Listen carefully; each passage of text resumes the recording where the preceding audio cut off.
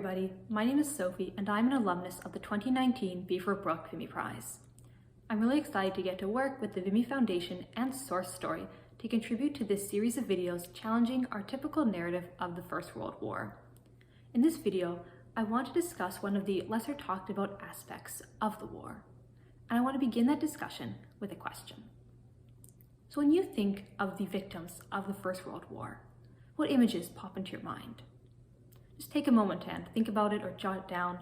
What is the first image you see when you're asked this question?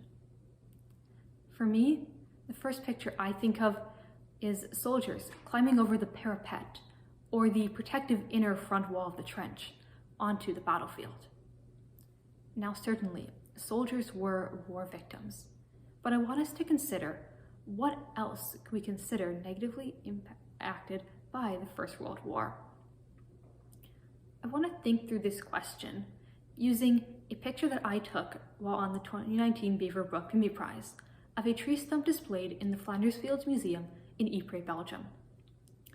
Ypres is a town that is close to the Ypres salient. It is one of the higher grounds of the Western Front that allowed defenders to see and shoot on three sides. Due to this higher ground, it was considered a very strategic location and was one of the most fought over places along the Western Front. This tree comes from the Ypres salient. It has several black spots on it, and when they were dated, they corresponded to the years of the First World War, specifically to the years that the Ypres salient was being fought over. It was then determined that these black marks were stress marks from when the tree had stood on the battlefield. Seeing this tree and hearing its story completely changed my perspective on the First World War. Previously, I'd only heard about or discussed the war in very human-centric terms. All of my high school history classes or the books I'd read discussed the human casualties and the human actions such as arms races or alliances that led up to the war, and the war's impact and consequences on human political, social, and economic structures in the 1920s and 30s.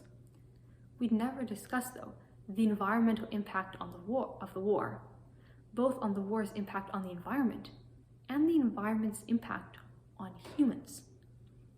Yet, as we can see in this tree stump and the stress marks on it, the war clearly had a negative impact on plant life in Ypres.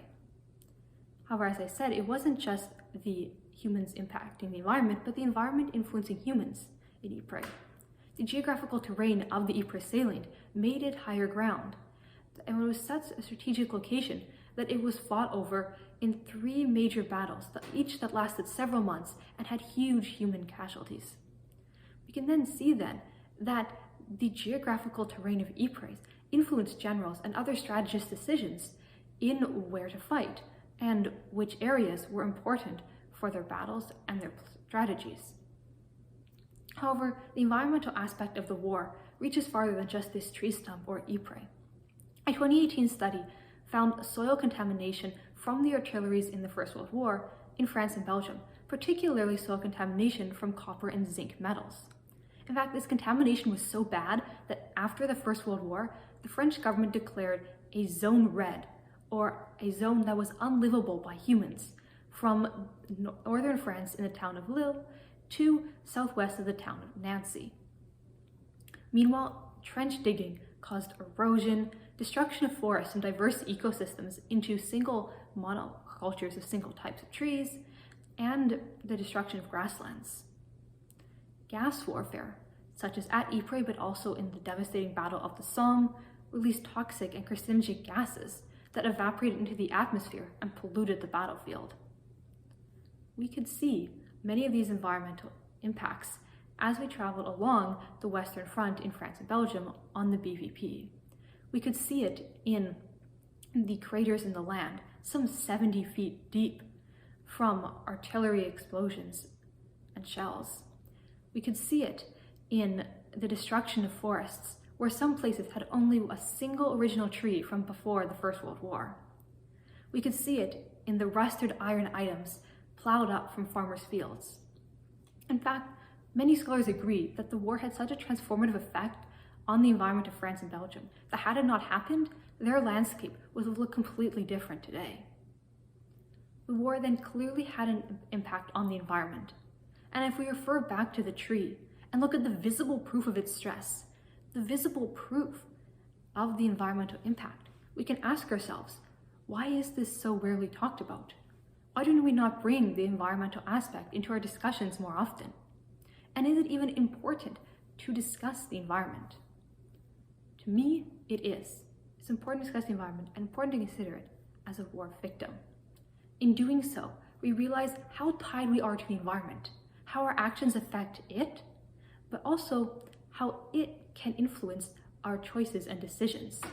We see it as alive and responding to human needs, and not just as a static object that can be moved around or destroyed for human purposes.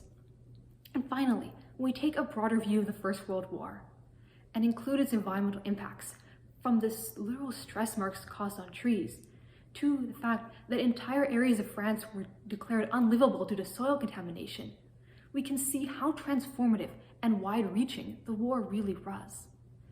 And it is this wide reach of war, of our actions, and of the environmental harm that they can cause, that we need to be aware of and consider as we become the ones that start making history.